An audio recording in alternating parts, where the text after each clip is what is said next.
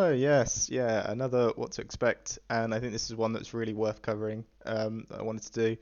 Is the lemon lime discard. It's I think on ink decks they call it sing together. The objective of the deck is to discard your entire hand, and then when that's sort of done and they're in a really good spot, they can play the card Under the Sea, which allows you to put every card with two or less power to the bottom of the deck. They also utilize Kida as well, which basically means like every card besides anything that's got six or plus attack is is put to the bottom of the deck, and that's in a sense a board wipe really. So the bottom of the deck is not really playable, and you'll be at a point where your hand should be discarded quite strong, so you can't really do much there. This is the list that I've taken for set five. I've got another list as well. I'll put up on the screen in a second, but this is generally what they're going to be playing. Going into set five from set four, they didn't really get much to add to it, and they didn't tweak too much of the list. It's been quite a solid list for as long as Lemon Lime Discard has been around. The only card they've got really access to now is Your Welcome, which means that they can deal with items and locations as well. If required, they can do it and then make you discard the two cards that you drew. Because I remember in past sets there was a game plan where you could just ramp up to a dime, play a dime, and then just dime tap things as you play it on the board, and then they have to react to it because they didn't really have a very convenient way to deal with items. And I believe as well, I'm assuming RP could get some value out of playing locations down and forcing them to trade into it and just make things awkward for them. But now they have a lot cleaner way. They do use Cricky as well, but I think Cricky just sits around the deck because it also quests for three, so it's really just a nice card for them to have, and that damage buff thing's pretty cool if they need it. Um, so yeah, this is sort of standard list. The only card in here that I'd say that you might not see in other lists is Lyle. Lyle, this player, won a big event in the Star City games with this list and included two Lyles in the deck, which is kind of cool. I mean, you're going to stop things from being able to quest. You can force awkward trades if you want to. Law reduction's kind of cool because sometimes opponents can just get quite far ahead before you set up your engine. So yeah, I think that's kind of cool. It's just another singer as well on board, which I think can't be understated. But yeah, the core of the deck is to discard your hand, bounce cards with the muses, if possible, and then Under the Sea everything. And as I say, it's kind of been the same. The only cards I'd look out for when you're playing against them, if you anticipate to remove a Diablo with, say, a Brawl or Fire the Cannons, or or let the Storm Rage on. Keep in mind that a lot of them do play fluctuating amounts of Hidden Cove. I think two is probably the fine amount you'd need for it. But you could easily see people play more than two if they're just fearing like board wipes and stuff like that, or like grab your swords or like damage or something like that. So it just buffs things so they're out of range of certain removal. But as I say, the list's sort of exactly the same. Always keep in mind as well when turn four comes around, I have the card You Have Forgotten Me. So keep your hand size to a relatively good size that could be easily impacted by a two card discard. Like it not easily. Sorry, your hand can still survive a two card discard.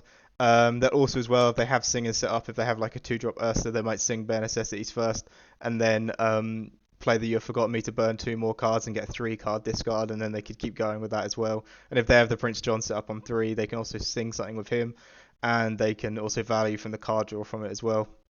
So I just make sure to keep all of that stuff in mind when you play against them. Know when their sort of pressure points are. This list's got Forcer Hiss, which is kind of cool. Basically means you always have a singer on the board that's kind of not really worth you taking out, but also you do, which can sing Bare Necessities or Sudden Chill. So yeah, mainly if they don't hit their Prince John or their Diablo, they're going to be very behind on card draw, and because they're quite combo piece heavy, they require a lot of moving parts to make this work. You can get fairly ahead if they miss those opponents, or you're able to deal with them. Yeah, sort of just as each list is, but as this is just how they work. And I will mention as well, the other list I want to mention is the winner of the Toronto um, big event. I just think that because it was so locked in, it was so perfect. It was set four deck, but it's I think there's a few changes here, like the one-off deck. If there's one-offs, you can usually skim them off. So like a Daisy or a Lucifer. But overall, I think people would still look at this list and say, right, this is a place I can work with for this is a point I can work with for building my own deck. So yeah, even cards like Be Our Guest, maybe not seen as much, but as I say, the deck, if it doesn't get the Diablo and the Prince John functional, They can lack on the card draw, so they have cards like Paint the Roses Red, Be Our Guest, even Aerial as well. It's just a card that lets you cycle one card deeper each time and get the pieces you require to keep playing the game. Yeah, so like I say, they're just going to try and set up things to benefit from card draw. Um, Keep in mind, if you're opening hand, you've got like one location or one bare necessities. If you can't, if you got one, if you got one location or one song, or sorry, I'm really tired whilst I'm doing this video. If you've got one location or one song or something like that, it might make sense to ink it. So if you had a Queen's Castle or friends, and you think turn two they're going to play Ursula or play a bare necessities, you can just ink those cards away, especially on the draw. That's a lot more impactful and a lot more important that you do that just to clean up your hand, just so when they go for the discard, it doesn't hit you as hard. It sometimes might be inking a card that's you think's quite important at that point.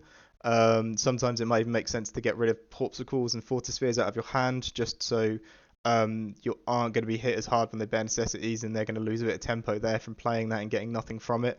And you've still got some ink from the thing that would have been good. Like, I only use a quill as a good example. It might be good to keep a quill, but the thing is, if they bare necessities and take it and you've inked something else, then your hand's just going to shrink and they're just going to be so much more up on the value on that. So I think, yeah, besides that, just keep in mind the bare necessities for the earlier turns.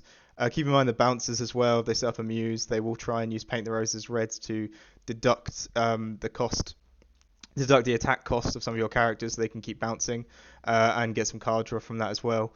Because that card is a cycle card. But besides that, yeah, it's pretty standard. And I find in this matchup, if you watch I recommend watching the Toronto finish. When they have it, and there's not much you can do about that. If they get Diablo shift bare necessities, sing it, play an Ursula, they're just going to be able to wipe most of your hand out, and they're going to be in a tremendously good spot that early on turn one or turn two, you can't really do much about it. But then again, they're going to have to find a lot of combo pieces there. They're going to need to find a small Diablo, a big Diablo, an Ursula, a song to discard, an action to discard, sorry, and then a bare necessities to sing. So yeah, if it happens, it happens, and you've just got to accept the high roll possibility of their deck sometimes. But yeah, these are definitely the sort of lists that I would look at if you're worried about this matchup and you just want to know what they're doing on their side.